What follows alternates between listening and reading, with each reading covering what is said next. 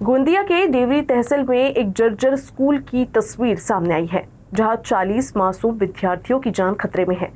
मासूल कसा की जिला परिषद प्राथमिक स्कूल की छत से प्लास्टर की टुकड़े गिर रहे हैं और बारिश के दौरान कक्षाओं में पानी भी टपक रहा है। हादसे के डर से बच्चों को कक्षाओं के बजाय स्कूल परिसर के सांस्कृतिक मंडप में बैठाकर पढ़ाया जा रहा है। ऐसे में सवाल है कि प्रशासन किसी बड़ी दुर्घटना का इंतजार कर रहा है।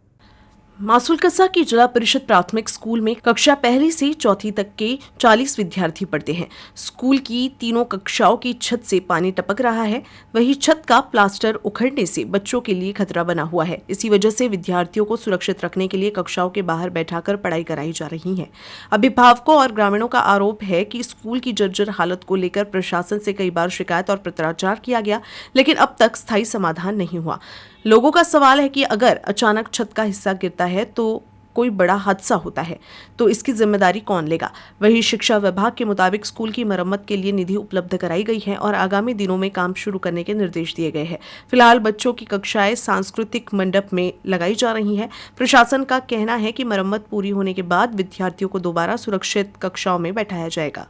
माझ्या गट ग्रामपंचायत अंतर्गत मासूल कसा या गावी जिल्हा परिषद शाळा 1 ते 4 आहे आणि त्या 1 ते 4 वर्ग खोल्यामध्ये म्हणजे 2 वर्ग खोल्या ह्या गळतीत आहेत आणि कमीत कमी 4 वर्ष झाले वर्गखोलीची मागणी करत आहे जिल्हा परिषद सदस्य यांच्याकडे आणि सभापती पण यांच्याकडे पण मागणी केली, तरीही आमच्या मागणीला कुठंच काही दिसत नाही आहे आणि आम्हाला लवकरात लवकर वर्गखोली मंजूर करून देण्यात यावी। प्राप्त झालेल्या माहितीनुसार मासूल कसा येथील शाळेत एकूण 3 वर्गखोल्या आहे आणि शाळेमध्ये एकूण 40 पटसंख्या आहे आणि 3 वर्गखोल्यांमधील जे छत आहे त्यामधून पाणी गळतं आणि छत दुरुस्तीची आवश्यकता आहे। सन 2025-26 मध्ये या सदर शाळेला दुरुस्तीसाठी 2.5 लाख रुपयाचा निधी मंजूर झालेला आहे आणि 26-27 मध्ये पुन्हा एकदा शाळेसाठी दुरुस्तीसाठी निधी प्रस्तावित आहे।